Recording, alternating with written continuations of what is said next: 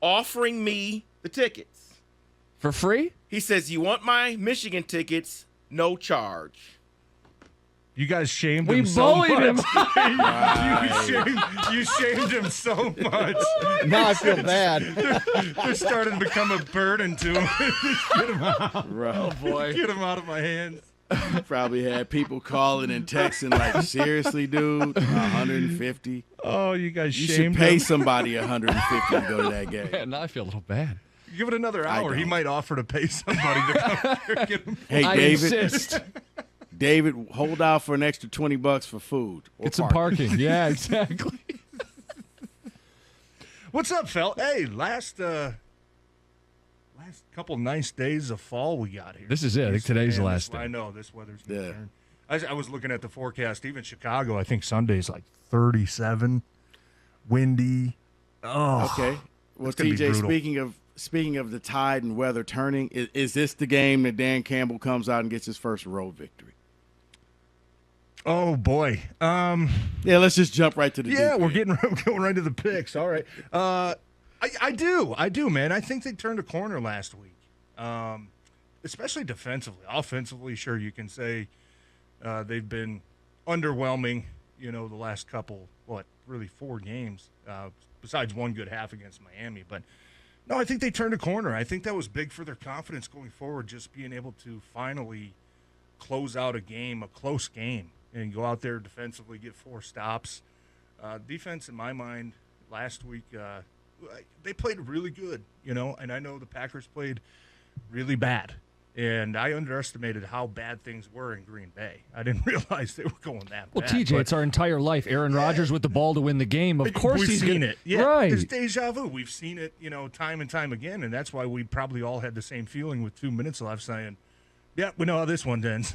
we know it's going to happen. But for them to step up and make some plays, I think that's going to go a long way for their confidence. The only thing that this team has to learn how to do that they haven't done the past couple seasons outside, including not winning on the road, is to find a way to stack that success and build off of that momentum and not, good or bad, not let it carry you into the following week, because we saw Minnesota beat them twice earlier in the season. They didn't recover from that.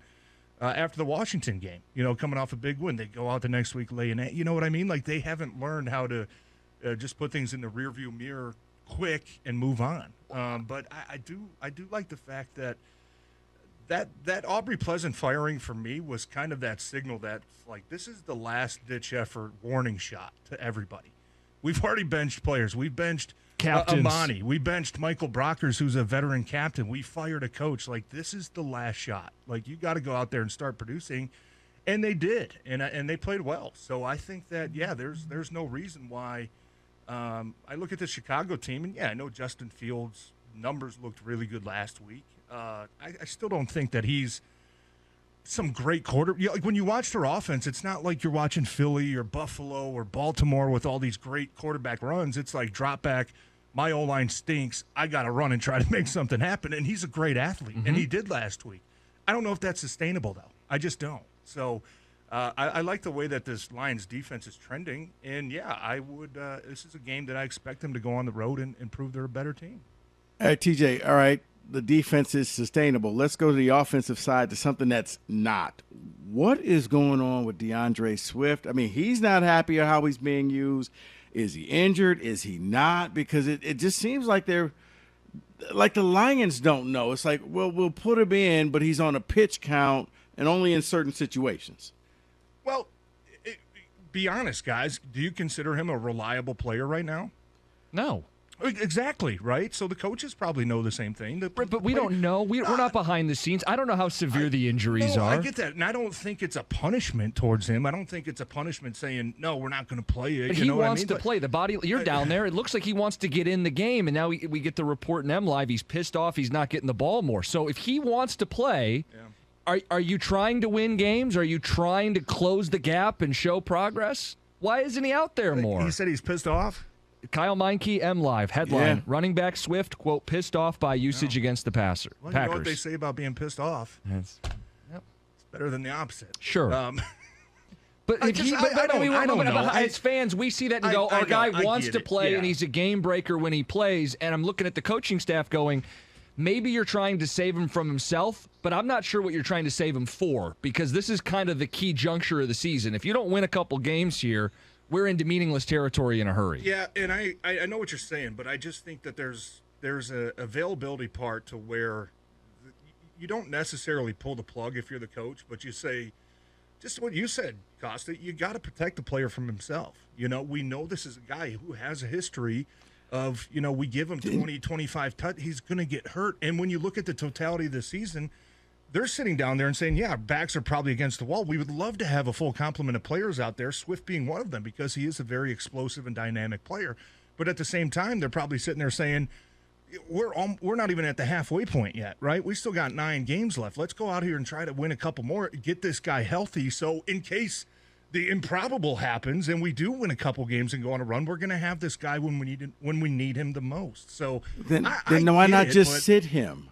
That's what Campbell said they should have done a couple weeks ago, when he came back for the Miami game. And he got 4 or 5 touches, and it was like, yeah, he made a really nice play coming out of the backfield and getting that reception touchdown. Yeah. And he does add a different dynamic, but to your offense. But with that being said, it kind of throws off the rhythm a little bit. There's probably times in practice where they're running all these red zone plays and they're third down plays, whatever it is, and then you get to the game and maybe Swift's not available for those, and it throws off the chemistry. You know what I mean? So Rico, I think Dan Campbell said that a couple weeks ago. He was like, he probably wasn't ready. I don't know if, maybe we should have maybe sat him for another week and let him fully recover. But then even last week we heard, he's getting healthier. He's starting to practice a little bit more on Thursdays and Fridays. And then we get into that game against Green Bay. And what was it, like 3 touches, 4 touches? 10 snaps. And it was just like very limited. And like you guys said, I'm watching the sideline. I'm like, he's right there. He's got his helmet on. Like, he looks like he wants to. He's available. I just, for some reason,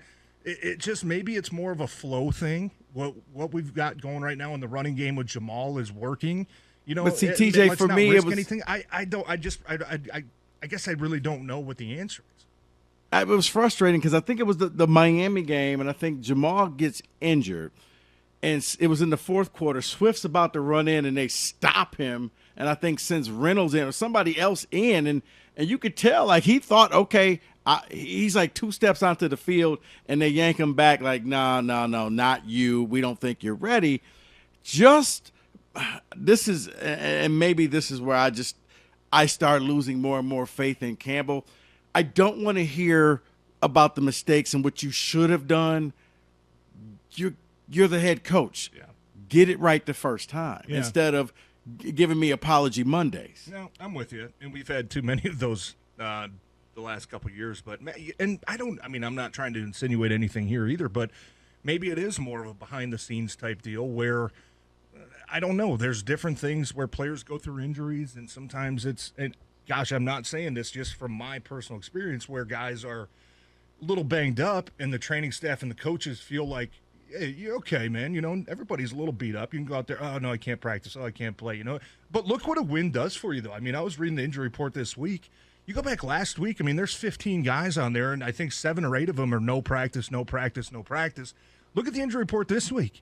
It's like there's one guy who hasn't practiced, and I think it's Josh Reynolds, and we'll find out, in the next 45 minutes, the injury report. But, hey, limited. When you go win a game, like that kind of gets everybody else, and it sucks to say, but that kind of gets everybody else like, yeah, dude, let's go, man. We're kind of back on the right track. I want to be out here. I want to be a part of this. So that goes a long way as well. And I'm not trying to say DeAndre Swift is not tough or question his injuries or his toughness, but I have seen times in the past where, you didn't practice on Thursday. You didn't practice on Friday. You didn't go through these reps, in practice like the other guys have. We trust them a little bit more because they've been more available for us. So maybe in those big play situations, like we've seen the third downs and the red zones, maybe he's not getting those snaps because the other guys have taken the majority of them. I hope to see it change this week, and it sounds like Swift is trending on that path to be more available and to be a bigger part of what they're going to do offensively.